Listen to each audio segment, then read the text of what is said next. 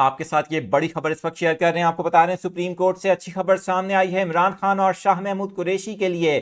Supreme court نے cipher case میں بانی P T I Imran Khan اور وائس چیئرمین شاہ محمود قریشی کی درخواست ضمانت منظور کر لی ہے. سائفر کیس جس کے اندر عمران خان کی ضمانت ہو گئی ہے، عمران خان اور شاہ محمود قریشی کی درخواست ضمانت پر سماعت قائم مقام چیف جسٹس سردار طارق مسعود کی سربراہی میں 3 رکنی بینچ کر رہا ہے.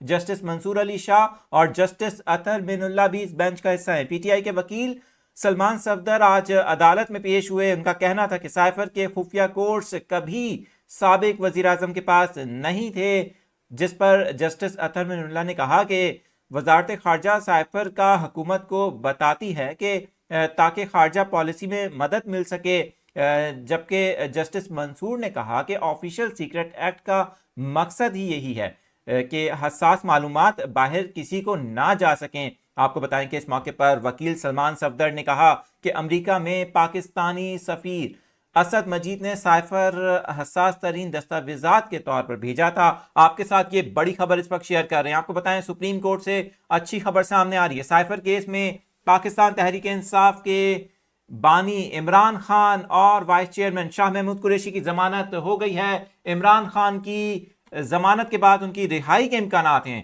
عمران خان کو کیا فوری طور پر رہا کر دیا جائے گا اڈیالہ جیل سے؟ اب تمام نظریں سپریم کورٹ اور اڈیالہ جیل پر لگی ہیں. آپ کے ساتھ یہ بڑی خبر اس وقت شیئر کر رہے ہیں. اس وقت کی اہم اور سب سے بڑی خبر سپریم کورٹ آف پاکستان کے قائم مقام چیف جسٹس کی جانب سے عمران خان کی درخواست سن لی گئی. عمران خان کی درخواست پر جو فیصلہ سامنے آیا ہے، درخواست کو منظور کیا گیا ہے اور عمران خان اور شاہ محمود قریشی کی ضمانت منظور کر لی گئی ہے.